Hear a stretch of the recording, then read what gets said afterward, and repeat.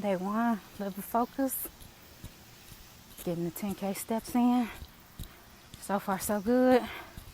Plus my gallon of water. So while I'm adding, let me just go ahead on and document what I've eaten so far today. This morning, I got up. I made my apple cider vinegar with cayenne pepper, a little bit of cinnamon, and lemon juice. I drink that every morning and in the evening before I go to bed. That's something that I've been doing, always done. And I'm going to continue that. One of the other things that I'm doing is I'm continuing to fast, which I've just actually made fasting a part of my healthy living in general. So I don't eat until after 12 o'clock. So there's no breakfast for me.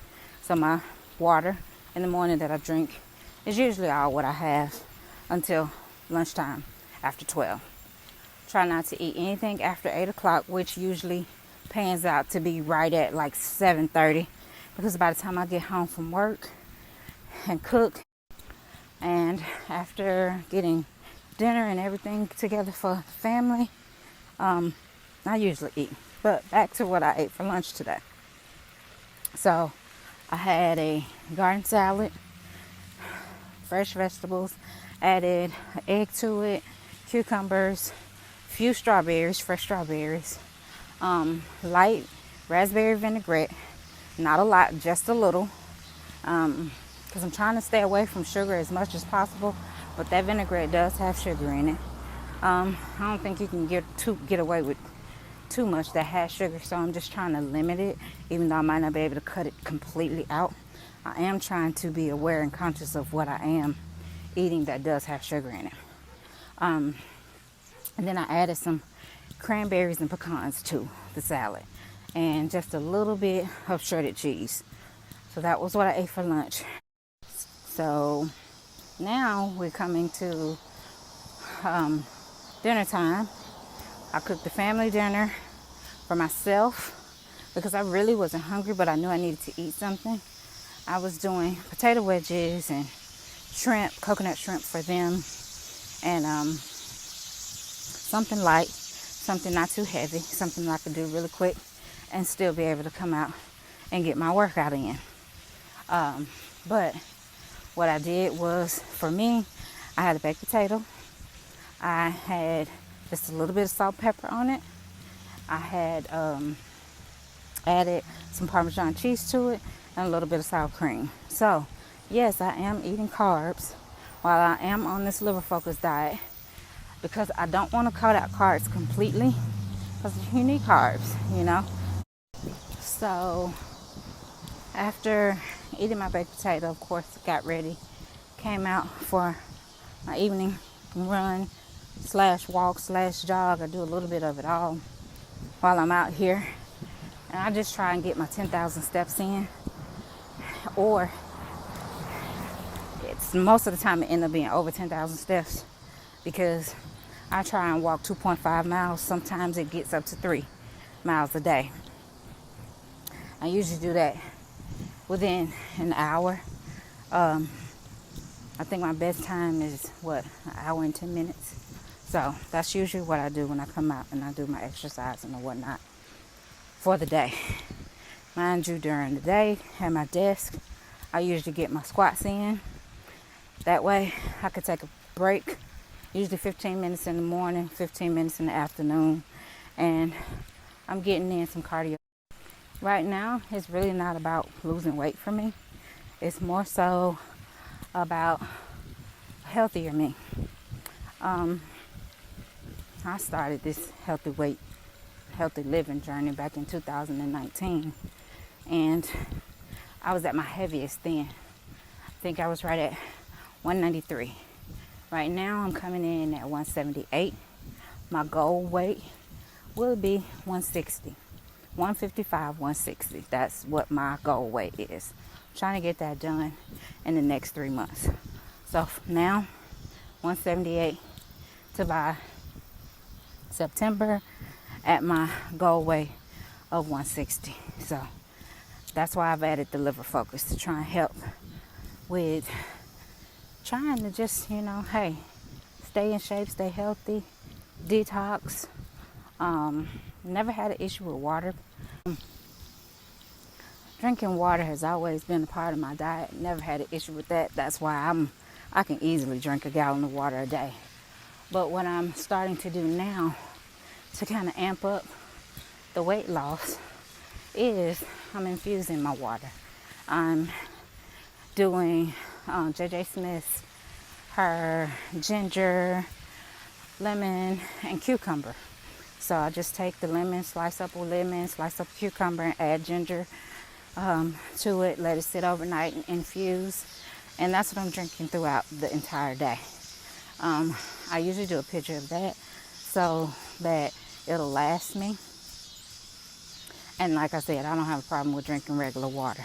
So when I run out of that, then I'm drinking regular water the rest of the day. So when I get to the house after this walk, I'll drink easily another probably 64 ounces with ease, just because to rehydrate myself. And like I said, every night before bed, I drink the apple cider vinegar with the lemon juice, cayenne pepper, and